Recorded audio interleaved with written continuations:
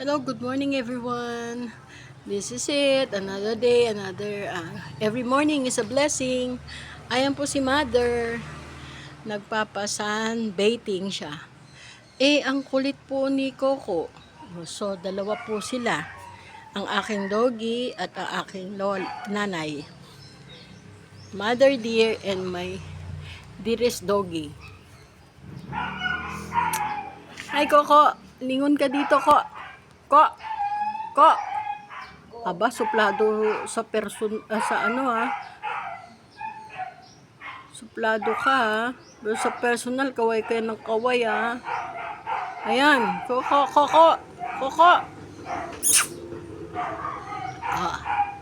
Ang galing-galing ni Coco, nagpapaaraw kasi po, guys, hindi yan po titigil. Iiyak po ng iiyak yan kapag hindi ko inilabas. Ganyan siya, pag nagpapaaraw si nanay, dapat nagpapaaraw din siya. Ina-avoid ko pong ilabas kasi nagkakakuto. Ikatabi ko po yan sa pagtulog.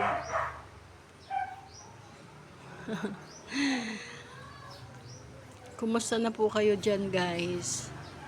Happy Easter po. Si Mother. Another blessing, another good day. Hope this coming days ay maging maganda sa aming buong pamilya. Hi, Nay. Nay, good morning. Dito siya sa lamanan ng kapitbahay. Nasa tapat po siya ng kapitbahay kasi dito po sa amin wala na pong araw. Nakaharap na po dito. Dito po nakatapat ang araw. So, ito po ang compound namin. 8 doors apartment po ito. Pangalawa po kami sa right side.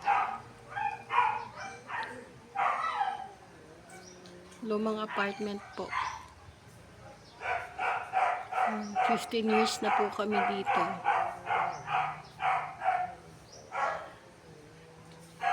Anyway, ayan po si nanay, alive and kicking, still fighting.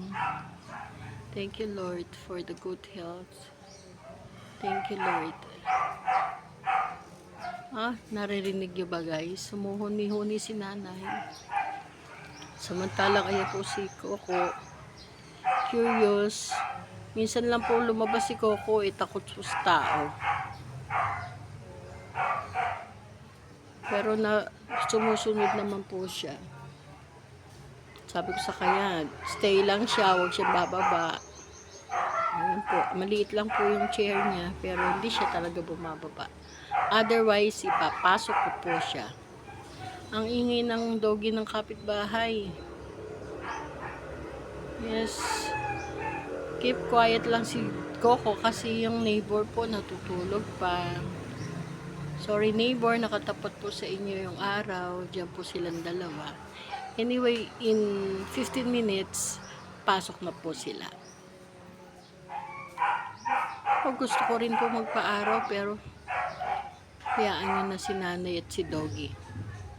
Coco is his name. Coco, behave huwag kang bababa bad yun. Nakatingin si doggy. Nakatingin si Coco. Okay, guys, see you next vlog. Happy watching. Thank you for watching. Bye.